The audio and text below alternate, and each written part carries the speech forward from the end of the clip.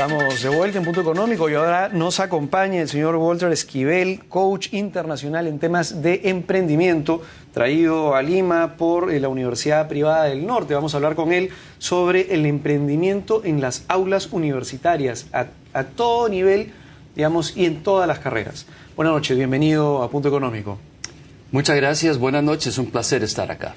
A ver, creo que la primera pregunta con la que quisiera abrir es entender qué cosa es un emprendedor. ¿Quién se puede calificar como un emprendedor y qué diferencia puede haber con respecto a una gerencia, a un gerente? Claro, mira, antes de definir emprendimiento, definamos gerenciamiento. Okay. Toda empresa, toda organización requiere de gerenciamientos extraordinariamente eficaces.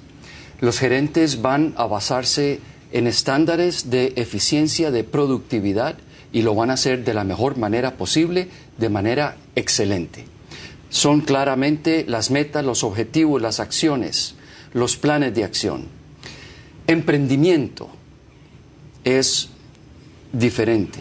Emprendimiento, y un gerente puede ser emprendedor también, como un emprendedor puede ser gerente, pero son dos sombreros. El sombrero empresarial es tal que se define como una actitud, es una manera de pensar, una manera de actuar, para pasar de la idea, moldeando la oportunidad para crear valor económico y valor social a través de organizaciones de impacto. Bien, ¿qué quiere decir esto entonces?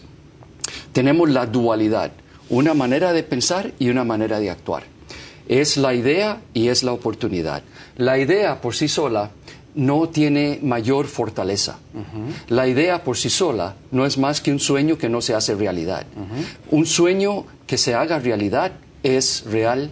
La idea hay que moldearla para que forme esta oportunidad y llevarla al comercio. Una patente no tiene verdaderamente efectividad a menos de que vaya al hospital. Ese es el concepto empresarial. Y el concepto empresarial, entonces, se da en la práctica sobre todo. Se da en la práctica fuera del área, del aula, y ese es el tema que también hablaremos. El emprendimiento, a ver, para poner un ejemplo sencillo, digamos, un emprendedor en la práctica con respecto a un gerente, un emprendedor es aquel, digamos, que tiene una idea, se le ocurrió, por ejemplo, vio una oportunidad de negocio en el mercado y dijo, aquí creo que es posible, digamos, vender, no sé, papitas rellenas afuera del estadio, porque sé que afuera del estadio cuando salga la gente, va a haber un montón de gente y, digamos, voy a poner mi puesto y voy a pedir permiso a la municipalidad para vender papitas rellenas que todo el mundo me va a comprar. Ya, tengo una buena idea de negocio, ¿ok? Que puede tener un potencial X. ¿Cuál es la diferencia en ese caso, por ejemplo, entre un emprendedor y un gerente? ¿Qué es lo que haría un emprendedor y qué es lo que haría un gerente? El emprendedor tiene este radar que dice, hay una oportunidad que se está dando a la salida del estadio. Es una oportunidad que parece que tiene valor, que va a crear valor económico. El gerente lo que hace es hacer los procesos, estándares de efectividad, operativos, para que la venta sea extraordinariamente eficaz. Esa es la diferencia. De acuerdo. Entonces, el emprendedor es aquel que tiene la capacidad de generar, digamos, de detectar oportunidades en el mercado, en cualquier mercado. De detectar oportunidades, y no necesariamente este emprendedor que tiene capacidad de detectar oportunidades, de evaluar necesidades en las personas para poder, digamos, de alguna manera satisfacer esas necesidades, no necesariamente tiene las capacidades, digamos, de gestión para poder hacer que efectivamente ese carrito sanguchero pues, sea el más rentable entre todos los carritos del Perú. Para eso probablemente o tenga que capacitarse para gestionar bien o contratar a una gerencia eficaz. Esa básicamente es la diferencia. Es correcto. Esa es básicamente la diferencia. ¿Qué otras diferencias hay entre un esquema, digamos, entre una lógica, cómo piensa un emprendedor o cómo eventualmente piensa un gerente? ¿Hay algunas otras diferencias en el pensamiento? Bien puesto, bien puesto. Hay dos lógicas. Está la lógica causal. La lógica causal es la racional, es la de analítica, es la de los recursos, la de formar metas para cumplirlas. Se basa en la predicción. Y cuando puede predecir, puede controlar el futuro. La lógica efectual es la lógica de la creatividad. La lógica efectual es la que utiliza el emprendedor. ¿Cómo utiliza esto?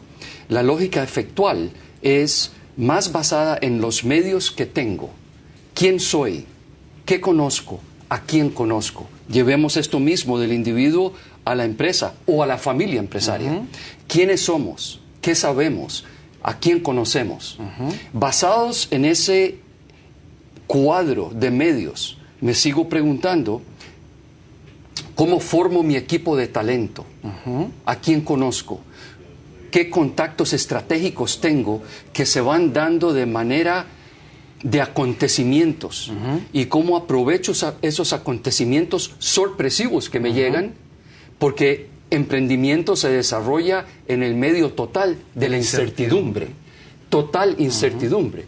En donde hay ambigüedad, hay incertidumbre, están las fuerzas del mercado, la fuerza del competidor.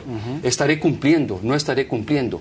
Y el empresario sale, florece, en el tanto en que haya mucha incertidumbre también. Y ante esa incertidumbre, florece el empresario, ¿cómo?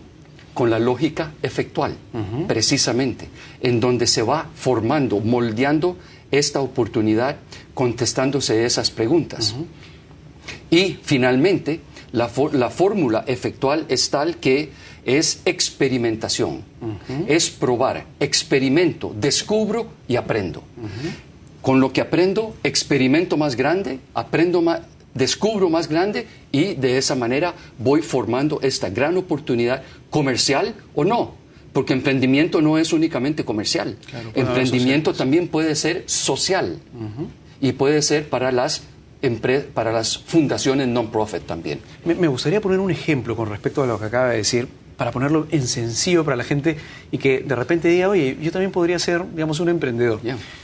Una de las diferencias, digamos, de cómo piensa un emprendedor inconscientemente, sin asumirse a sí mismo un emprendedor con respecto, por ejemplo, a un gerente, podría ser la siguiente, con respecto a lo que usted acaba de decir. Yo tengo, y lo vi en un video que es muy bueno, yo tengo, por ejemplo, en mi refrigeradora, tengo un huevo, tengo digamos un pedazo de pan que me sobró el día pasado y tengo, qué sé yo, un poco de agua.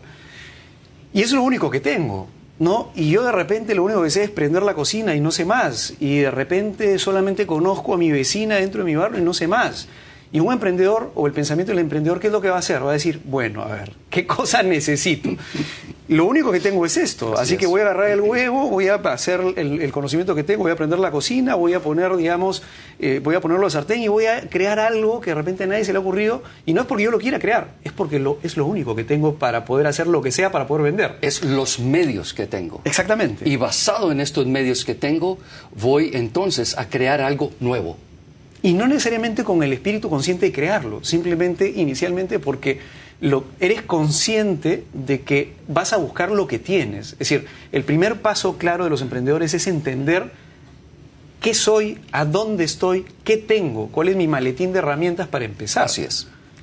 Es decir, eso es la lógica inicial principal de un emprendedor. La lógica efectual. Y como es la lógica efectual y se pregunta a sí mismo cuáles son los medios, ¿qué es la diferencia con la lógica causal? La causal es en el tanto predigo, controlo futuro. La lógica efectual es en el tanto creo mi futuro, no lo tengo que predecir. Claro, esa es la fuerza. Exactamente. Pero eso es importante porque, y ahorita creo que vamos a entrar a eso, es porque es una forma de pensar. Digamos, es una forma de ver las cosas. El emprendedor generalmente ve las cosas de una forma diferente que un gerente. Y no es porque el gerente esté mal, sino porque el gerente ya tiene una serie de recursos, ya tiene una organización montada y lo que necesita es ponerse un objetivo y ver cómo alinea todos los recursos para lograr el objetivo. Así es. Pero en el caso del emprendedor, digamos, y es lo que sucede muchas veces, o ha sucedido muchas veces en el Perú probablemente, es que tú necesitas, digamos, comer al día siguiente o necesitas, digamos, probablemente perdiste el trabajo y lo único que tienes es un carro y, como se dice acá en el Perú, se recursea, digamos, una persona se recursea. ¿Qué cosa es recursear? Es buscar los recursos que tienes a la mano para poder lograr un objetivo, es recursear. Sí. Entonces, es lo mismo, es la capacidad, digamos, que podrían tener las personas para mirar y decir, ¿qué cosa tengo? Exactamente. Y puedo tener de repente algo que a nadie se le ocurre que puede servir, pero imaginemos que tengo un montón de rollos de papel higiénico puestos ahí y a nadie, digamos, otra persona lo botaría a la basura, pero si es lo único que tengo, bueno, es mi activo. Entonces, ¿cómo convierto ese rollo de papel higiénico en un muñeco de Navidad y lo vendo? Te estás refiriendo exactamente a otros 3 principios importantes de emprendimiento, ¿verdad? Y es los recursos, el talento, el equipo de ese talento y la parte de la oportunidad. Eso quiere decir que en el tanto que un inversionista está viendo al emprendedor, lo que va a medir ese inversionista es cómo está formando su equipo, qué tipo de talento tiene, que tiene que ser del tamaño para poder crear esta oportunidad.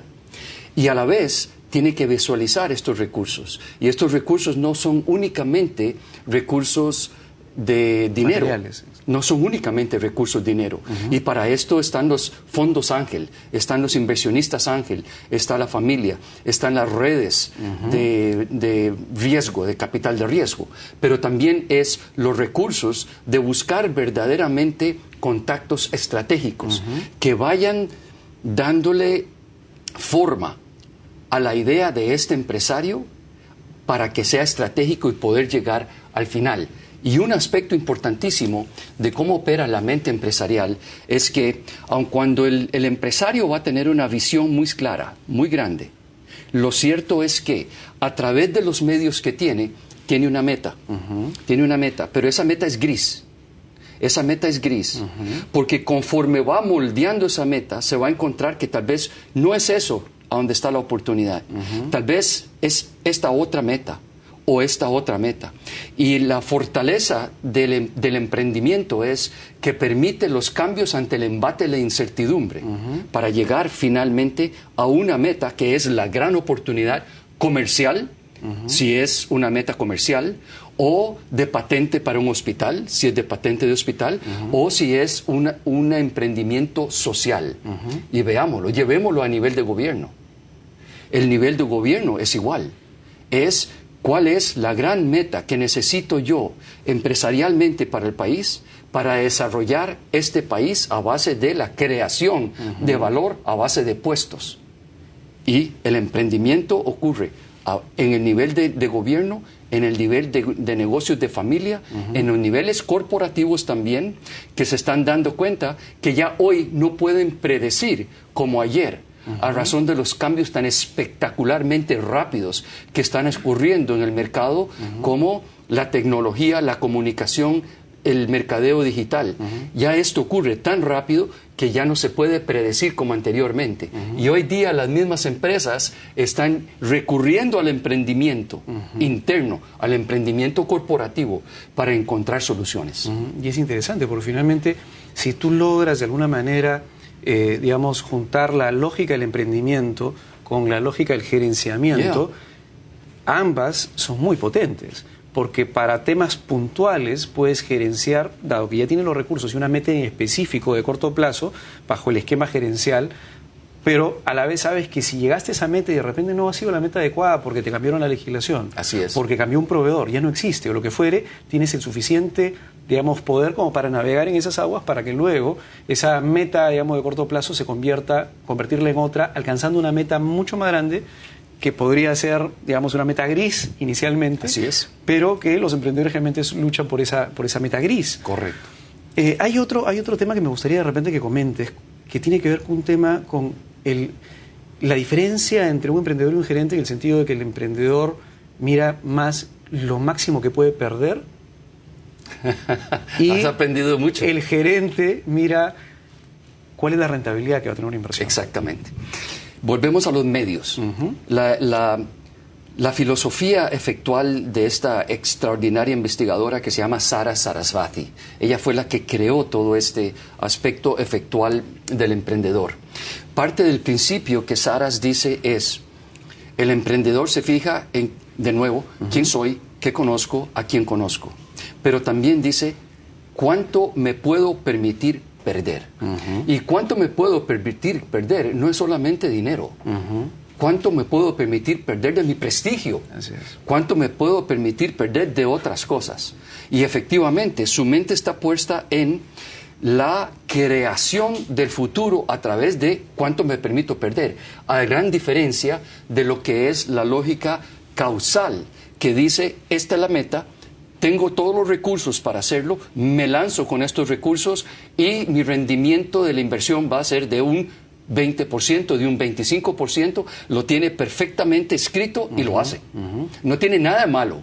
Predecir está bien, en el tanto en que puedas predecir. Y si no puedes predecir, recurrimos a la mentalidad, al espíritu, a la manera de pensar y de actuar del emprendimiento. Y para eso necesitas mucho olfato también, porque tú, digamos, si tú podrías apostar entre un set de oportunidades de inversión, decir, oye, yo voy a tomar esta oportunidad de inversión de 30%, porque de repente la de 40% es muy riesgosa y prefiero predecir, digamos, con un margen de certidumbre mejor, me voy y tomo esta oportunidad de 30%, que es, por ejemplo, abrir una tienda en tal distrito, que me podría dar una rentabilidad de 30%. El tema es que, por otro lado, el espíritu, o digamos, el pensamiento emprendedor te diría, bueno, yo la verdad es que no tengo claro si es que abro mi tienda en tal distrito, en tal otro distrito, en tal otro distrito, ¿cómo me va a ir? En todo caso voy a tener un olfato y este olfato me dice bajo ciertos esquemas que antes he pensado y que no estoy seguro que va a suceder, pero mi olfato me lo dice porque tanto he aprendido y he errado en el camino que ese conocimiento lo tengo incorporado en mi chip, en mi subconsciente, y lo que voy a hacer básicamente es, voy a decir, bueno, voy a irme por tal, pero sé que como máximo voy a invertir tanto, porque lo máximo que yo me permitiría perder. Exacto. Y esa es la diferencia de pensamiento entre uno y el otro. Esa es la diferencia, efectivamente. Y ese olfato, esa intuición, esos radares, ¿verdad?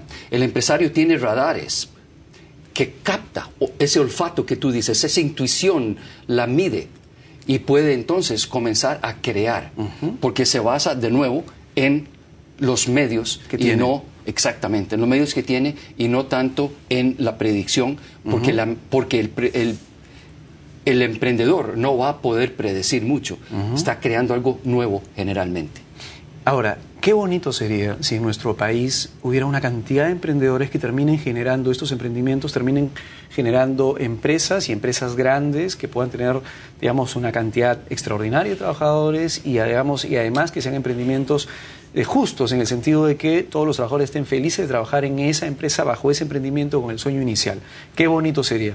¿Por qué muchas veces los emprendedores se quedan en el camino y no logran, digamos, ser los Google, los Facebook, digamos, los que ahora son, digamos, los grandes estándares internacionales de emprendimiento? Veamos un caso extraordinario en la mayoría de los países de la América Latina, en donde posiblemente un 70 a un 80% de las organizaciones económicas del país son familias o son negocios de familia, no familias empresarias. Pero ese es el tema. El tema es cómo convertimos el negocio de familia en familias empresarias. Así es. Ese es el tema. Porque el 70% de estas compañías de familias, de negocios de familia fallecen el primer año, ¿verdad? Y esto ocurre precisamente porque en muchas ocasiones no logran ver la diferencia entre una ventaja existente que tienen durante muchos años y la ventaja competitiva que requieren hacer para seguir creciendo, ¿verdad? Esa es la razón que se da estos fracasos. Lo importante, sin embargo, es que podamos convertir el negocio de familia en familia empresaria a través de una mentalidad del cambio de preservación a un cambio de aceleración, un cambio de mentalidad operativa a un cambio de mentalidad de inversionista, a un cambio de mentalidad operativa, a un cambio de mentalidad de la búsqueda de oportunidad, mentalidad empresarial, y un cambio de pensar generacionalmente para mi generación y preservación a un cambio transgeneracional. Comenzar a pensar en ¿qué? En la sucesión.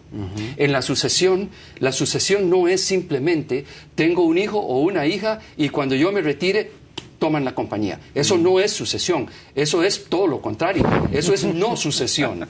Los nietos se van a sacar los ojos probablemente. Por supuesto que sí. Sucesión es preparación. Preparación lógica, preparación profesional, bien pensada de cómo vamos preparando a nuestros hijos para que verdaderamente vayan tomando conciencia de la empresa y este tema es bien importante, que las fortalezas que tiene la familia, que las fortalezas que tiene la empresa sean por las fortalezas que tiene la familia. Las empresas tienen ventajas competitivas que vienen por fortalezas de la familia, pero también las empresas pueden tener desventajas competitivas por debilidades de la familia. La familia que se lleva mal en la casa, es muy probable que al final, digamos, todos los 4 miembros de la familia son accionistas del 25% cada uno de la empresa. Entonces, nunca se ponen de acuerdo en una decisión. Obviamente, aquella empresa que se ponga de acuerdo rapidísimo en las decisiones y decida abrir en tal lugar o ir por tal producto, tomar tal canal de distribución, le va a sacar... Así es. Kilómetros de ventaja a la otra que se van a pelear de repente 6 meses para ponerse de acuerdo en una decisión. Entonces, claro, al final la familia afecta a la empresa. Y lo que estamos diciendo ahí es la importancia del liderazgo del sistema. Liderazgo en negocios de familia no es el liderazgo de la empresa únicamente. Liderazgo es el liderazgo del núcleo de la familia, de los miembros de la familia que trabajan y los que no trabajan. Y el liderazgo, por supuesto, de la empresa. Es el sistema. Es importante que se fijen en todo esto para verdaderamente sacar provecho. Ese es el liderazgo efectivo que tienen que tener para cambiar y volverse verdaderamente familias empresarias. Y parte de repente del cambio implica también autorreconocerse si, digamos, los miembros de familia no tienen la capacidad de gestión. Justamente, una vez que ya comienza a armarse el tema, para que no se desarme, digamos, traigan a alguien, a un gestor profesional, a un gerente, Así es. para que obviamente lo que ya se ganó no se caiga. Exacto. ¿No? Y sobre eso pueden seguir sumando y soñando y viendo, digamos, con el olfato hacia dónde van. Hay un tema importante que justamente es el tema para el cual entiendo que usted ha venido acá al Perú y tiene que ver con el tema de qué es lo que está pasando en las aulas universitarias. ¿Cómo podemos, desde las aulas universitarias, tratar de que esta formación del espíritu emprendedor vista no como un espíritu de subsistencia, sino como un espíritu de replantear las cosas para cumplir sueños, se dé desde las universidades? Bien, antes de entrar exactamente en el aula, has dicho algo muy importante, y es emprendimiento de subsistencia. Eso lo llamamos emprendimiento de necesidad, por necesidad, ¿verdad? Los índices de emprendimiento de algunos países de América Latina son muy altos, pero ese índice es tan alto en muchas ocasiones porque hay un emprendimiento por necesidad, por subsistencia. Lo importante entonces es que el ecosistema de emprendimiento, desde gobierno a empresa privada, organizaciones privadas, universidades, este ecosistema aporte para pasar de emprendimiento de necesidad al emprendimiento de oportunidad, que es el de alto impacto. Bien, ahora vamos al aula. Si lo que estamos diciendo que emprendimiento es una manera de pensar y una manera de actuar, esa dualidad, esa colisión tenemos que traerla al aula. ¿En qué consiste? Hay contenido y hay práctica, colisión. Hay los slides que se dan y están los casos que hay que dar en el aula. Esa es la colisión que estoy hablando. ¿Por qué? Porque emprendimiento se da fuera del aula. El emprendedor está afuera buscando oportunidades. El inversionista está afuera viendo el talento, viendo el equipo y viendo la oportunidad con los recursos. Lo importante entonces es traer esa colisión al centro del aula. ¿Cómo lo traemos? Teórico, para hacerlo bien fácil, es teoría y práctica tienen que estar dentro, porque finalmente eso es... Exactamente, tú eres profesor. No, pero bueno, pero teoría y práctica es importante en todo caso. Y solamente un punto ahí, porque la semana pasada estuvimos, por ejemplo, con la gente del Senati y con la gente y hablando con la gente de educación de cuán importante es que los centros superiores en el Perú comiencen a tener esa dualidad. Exactamente. Es exactamente eso, teoría y práctica. En el aula y afuera del aula. ¿Cómo damos la práctica en el aula? La teoría la damos, por supuesto, está ahí. Pero la práctica la damos a base de la vida real. ¿Cómo traemos la vida real al aula? A través de la enseñanza de casos, a través de la enseñanza de casos reales que se forman afuera y ese caso se trae y de una manera dinámica, de colisión de ideas, en donde el profesor se vuelve facilitador, no profesor, facilitador de la dinámica entre los estudiantes, para que esa dinámica sea la tormenta de ideas saque las soluciones que deben tener los estudiantes. Esa es la dinámica que estoy hablando de la práctica adentro del aula. Ahí, sí, sí. Y finalmente, Sí. fuera del aula es tan importante. ¿Qué significa fuera del aula? Es importante que el profesor le diga a los estudiantes, vas a hacer un estudio de mercado, perfecto, pero no quiero que lo hagas en la computadora. Sale al Yo mercado. quiero que vayas a tocar la puerta de tus clientes. Quiero que vayas a hablar con los expertos. Quiero que vayas a ver y sentir al cliente. Y luego vienes al aula y nos cuentas qué encontraste, pero afuera, no adentro, no en Google, no en la computadora, no en Internet. Tienes que ir a hablar y tienes que ir a vender además de eso. Así es. Esa es la práctica que estoy hablando. Y a veces el papel del vendedor está mal visto acá y en realidad es todo lo contrario. El emprendedor es el primer vendedor de su idea. Absolutamente. Vender es básicamente importante, es vital. Pero nos enseñan a vender. Pregunto, ¿en el colegio nos enseñan a vender en las universidades? No, es lo primero que deberían enseñar, las primeras cosas que deberían enseñar a vender. Y con respecto, y solamente para cerrar la idea, con respecto a lo que decía, el profesor tiene que ser un facilitador. Yo me preguntaba la vez pasada, ¿por qué se paga tanto, por ejemplo, a una persona que ha egresado a un MBA? ¿Por qué los MBA son tan importantes? Y para mí son dos factores vitales.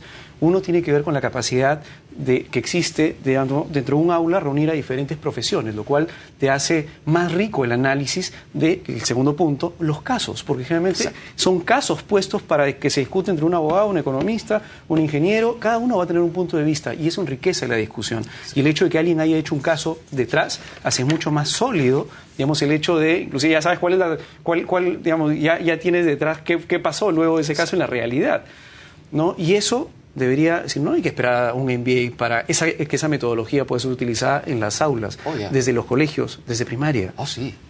Esa metodología se puede utilizar en cualquier momento, ¿verdad?